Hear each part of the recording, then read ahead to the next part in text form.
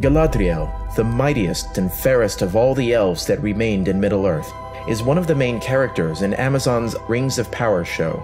Of course, there's not actually one definitive version of Galadriel, so today we'll be journeying into her full backstory and lore before and during the events of the Second Age. Without further ado, let's get right into it.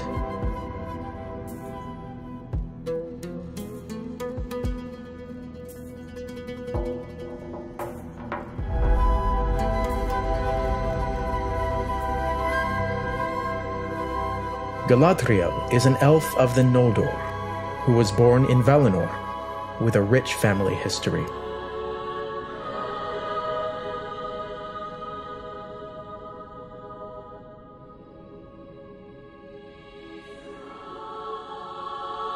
Her father, Finarfin, was the youngest son of Finwë, the High King of the Noldor.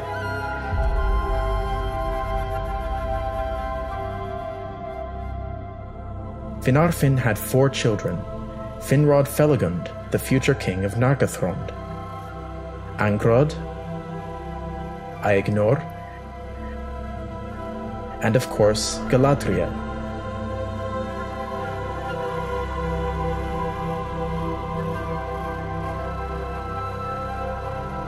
In Aman, she was also called Nerwen, which means man-maiden, for she was tall and strong. However, most importantly, she herself saw the light of the 2 trees.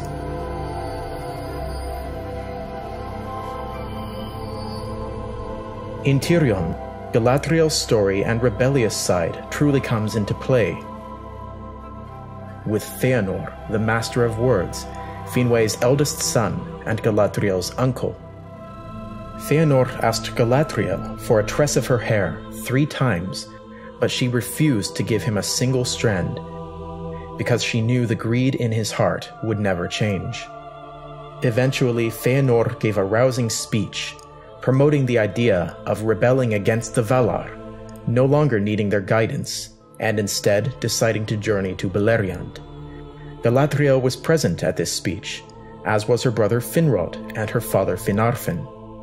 However, Galadriel, the only woman of the Noldor to stand that day tall and valiant among the contending princes, was eager to go.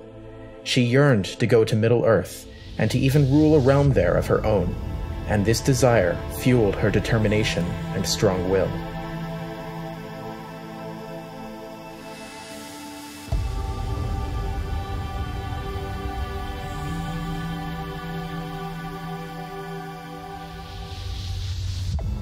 Feanor's pledge echoed loud and true among the Noldor. And soon they journeyed to Beleriand, following the footsteps of Morgoth. Galadriel traveled also, but under the host of Fingolfin rather than Feanor.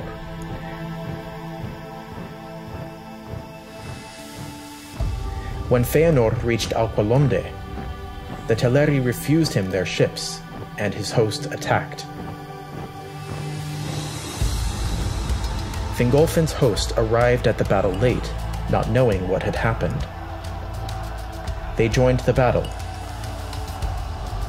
Galadriel did so too.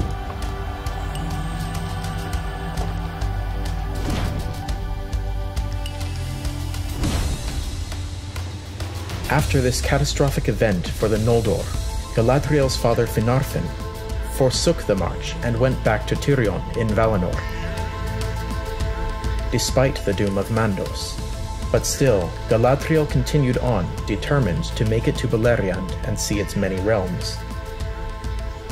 Galadriel continued northwards until the Noldorin host reached close to the grinding ice, and a decision had to be made.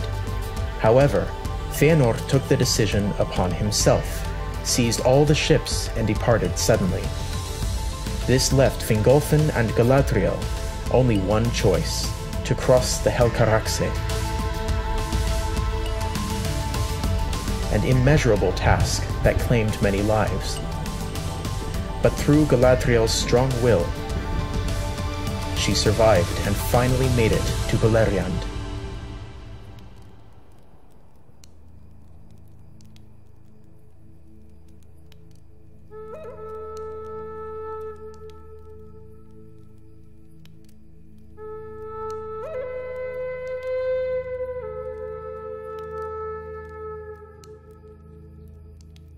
Galadriel and her brother Finrod became guests of Elu Thingol, the king of Doriath, and his wife Melian the Maya, whose great power cast a strong shield around the hidden kingdom, driving away any foes that got close to the girdle of Melian. However, her brother Finrod did not stay for long, as he left for the caverns of Narog to establish the kingdom of Nargothrond. Galadriel stayed in Doriath, where she then met Celeborn, a kinsman of Thingol, and then an everlasting love began to grow between them.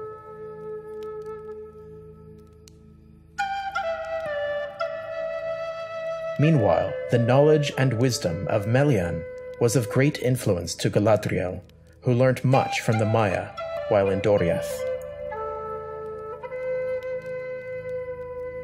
Their conversations spanned from the greatness of Valinor to the exile of the Noldor. Galadriel, however, would never mention the events of the death of the two trees, and particularly the kinslaying at Alqualonde, which involved the attack on the realm of Thingol's brother, Olwe.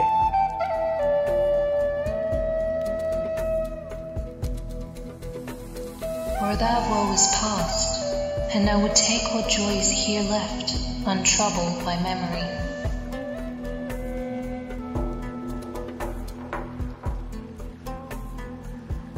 And maybe there is woe enough yet to come, though still hope may seem bright. But soon enough, Melian perceived that something major was being omitted by Galadriel. For what cause, Galadriel, were the high people were driven forth as exiles from the land? Do I not strike near the truth?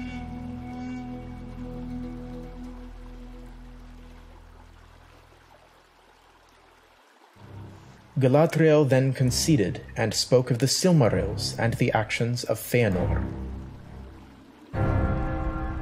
But still, not about the kinslaying involving the king's brother and the burning of the ships at Losgar. However, rumors about the kinslaying did begin to spread from Morgoth, and soon reached the ears of the king, Thingol, coincidentally at a time when the sons of Finarfin were coming to visit Galadriel, their sister, in Doriath. Thingol was angered greatly, until Angrod told the truth.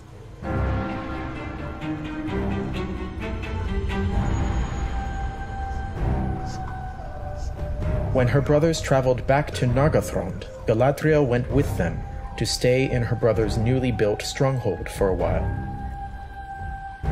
In Nargothrond, Galadriel once asked why Finrod would not have a wife, but the foresight of the king came into play. Knowing that he would not wed again, and pushed aside the topic.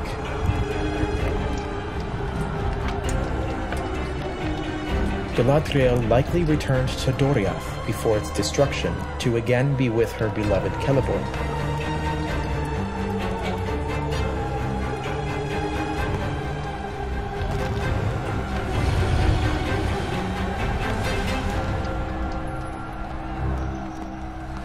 The pair would pass into Eriador by the end of the First Age, not taking part in any of the remaining First Age battles, or the events of the War of the Jewels.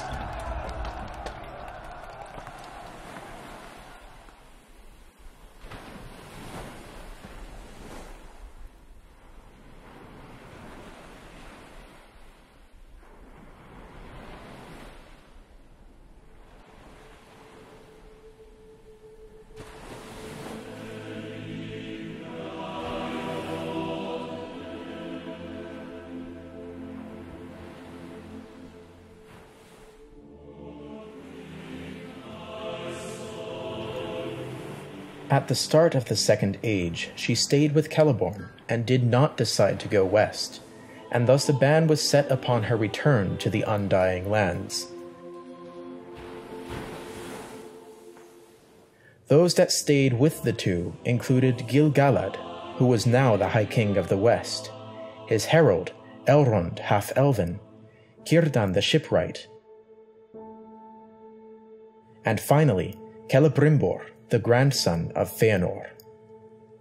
Galadriel and Celeborn journeyed a lot during the early Second Age, at first in Harlindon, where Celeborn was the ruler. But soon they crossed into Eriador and stayed around Lake Nenuyal, where they ruled the Eldar in Eriador.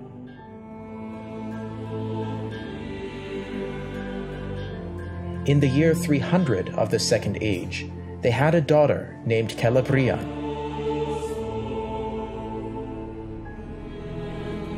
Around the year 750 of the Second Age, they departed for the kingdom of Eregion, where Celebrimbor ruled.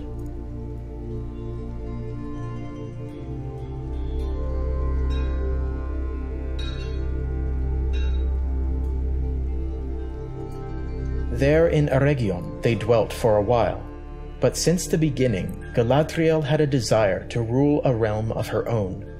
No oaths she swore, but the words of Feanor concerning Middle-earth had kindled in her heart, for she yearned to see the wide, unguarded lands, and to rule there a realm at her own will.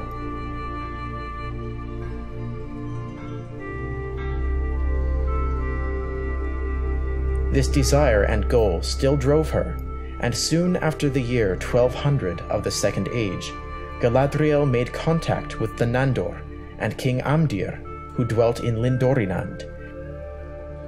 And soon she relocated there, to live there with her daughter Celebrian, whilst Celeborn, her husband, stayed in Eregion.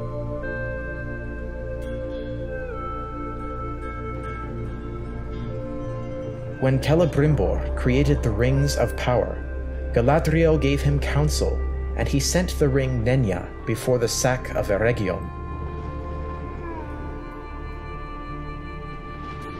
With the power of the ring, the realm of Lorinand was strengthened and became more beautiful.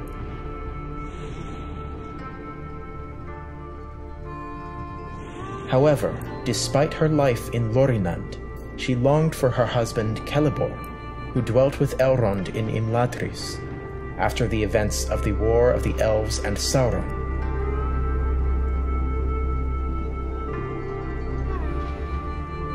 Their final journey in the Second Age sent them to Belfalas, the place that would later be known as Dol Amroth.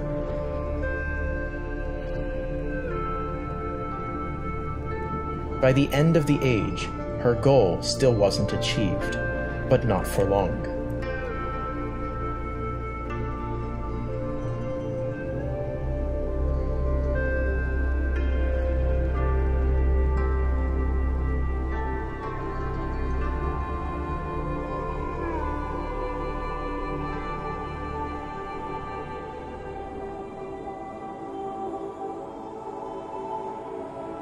And now we continue into the Third Age, when in the year 109, Celebrian, the daughter of Galadriel and Celeborn, married Elrond in Rivendell. Her mother, Galadriel, embarked upon her last stretch of the journey towards her goal of having a kingdom of her own.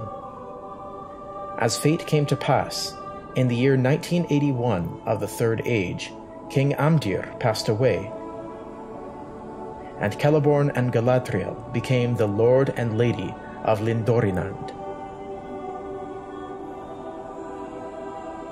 Galadriel planted the Malorn seeds she had brought from Lindon.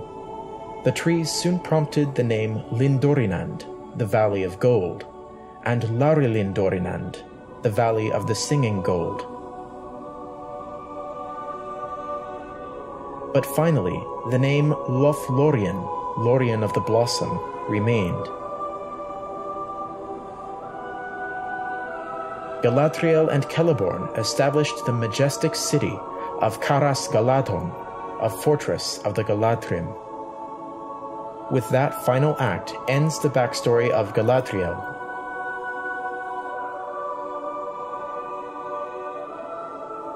As always, thank you guys for watching, we really appreciate it. Make sure to like and subscribe, and until next time, my friends, Namarie.